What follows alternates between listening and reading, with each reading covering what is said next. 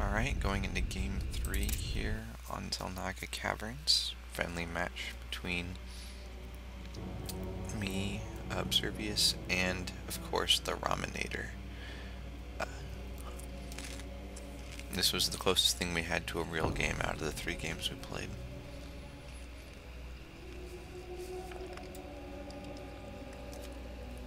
Instead of speeding through it like I did the other 2, we're actually going to go through and actually look at this. And so it is going to be a Terran versus Terran, which in the most part guarantees a long game. So I'm spawning in the top, he's spawning in the bottom, 1 o'clock and 7 respectively. Just mining minerals for now, and of course the map is going to be Zelnaga Caverns, which is a relatively secured main, although there's lots of space up here for shenanigans with Reapers or maybe even tanks. And then, you know, the open expansion, the back door, the possible third through rocks, or the close gold that's not very secure. And then the fourth's over here. I'm talking about the increased build time of something because I haven't found a smooth Terran opening yet. I wonder if they like increased barracks build time or something. I sent 2 SCVs to chase his SCV over here. If we go over and look at production, you guys can keep track of him getting his gas fairly standard. And so, going back to faster speed, there's the 2 SCVs chasing that lone SCV, and he's going to find me walled in. And I actually want to see what he was seeing. Our SCVs are under attack. So all he saw was me being walled in. He didn't see anything else, which there was actually nothing else, but he didn't see whether or not I did extra gas. He's going to later scan and find out.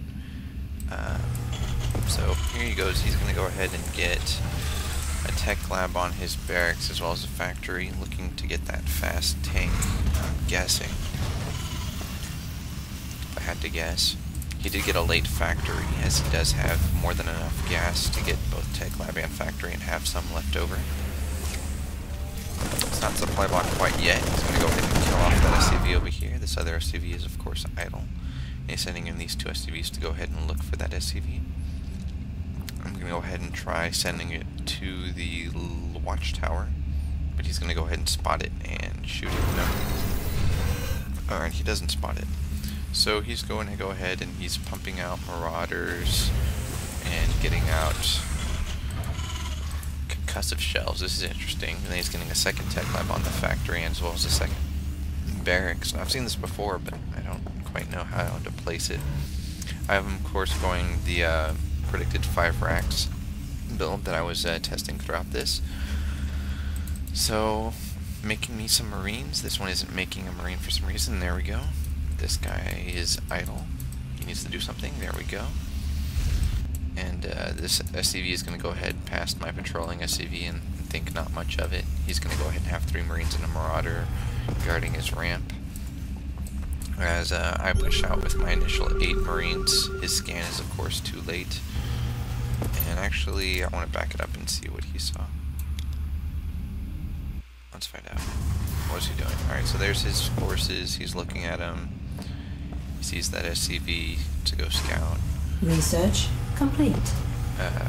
What does he do? Does he do anything differently? I don't think so. So he scans and he's like, oh look, it's 5 bear racks.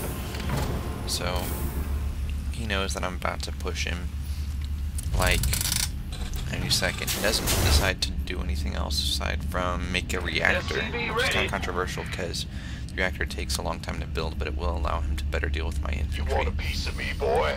So he's making a tank, he's getting stim, making a marauder. He's gonna have less forces for this coming push, but I'm guessing with the tank he thinks he can hold, which he does, and you'll see why in a second. A single tank can hold off an early marine push or marine hellion, depending on how you do your early timing attack. Add-on complete.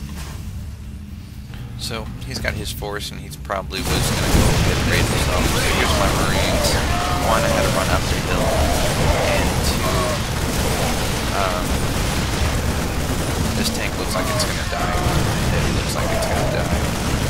But Oh look, SCV's got pulled off to repair it, and then more Marines spawn, the second tank spawns, and kills it off. So let's go ahead and look back at the everyone cam. So I've got more Marines streaming in. I'm going to go ahead and pull those guys back. That guy's going to die a tragic death. He still doesn't have siege tech researched, which is bad of me to not abuse that.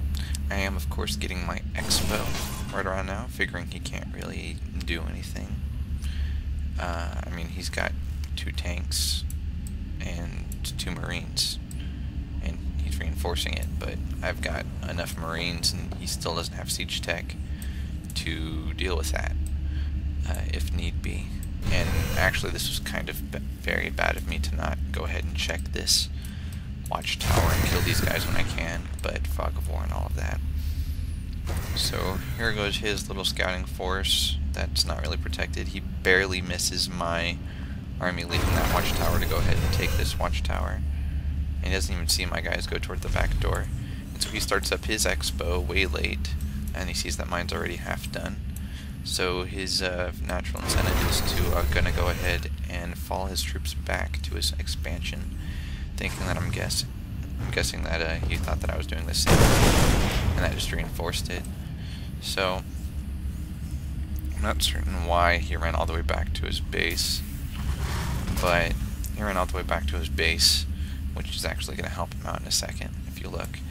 So he's going to go ahead and getting tons of upgrades. He's getting the regular infantry armor 1, getting marine shields, already has stim, and siege tech on the way.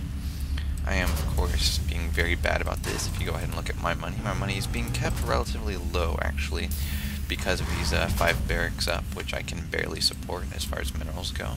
But you can see my gas is going up, but that's because I am don't have a way to spend it making those 2 factories. I'm going to be tech labbing those later. I really do need to make more depots with that SCV, but oh well. Meanwhile, I've got my back door 13 Marines over here to go for that later, and I've got another set of Marines over here and a 3rd group over here already set up, just to try to abuse his lack of mobility because he is using a tank-based army. But he's refusing to move out. As you can see, my watchtower can pick out all of that. I can pick out right here. And the only thing I really can't see was I didn't leave anybody at this watchtower, so he could have been sneaking along the edge of the rocks, but it's doubt. So he's going to go ahead and siege up this tank, which was very smart of him, as you guys will see later. And so looks like we're going to go ahead and have a normal game after that initial push, and it's all very slow and boring these past few minutes if you're watching this seriously. And so I go ahead and I pull these guys over to go ahead and help, and so now I have over a tab of Marines. And so he's just going to go ahead and leapfrog his tanks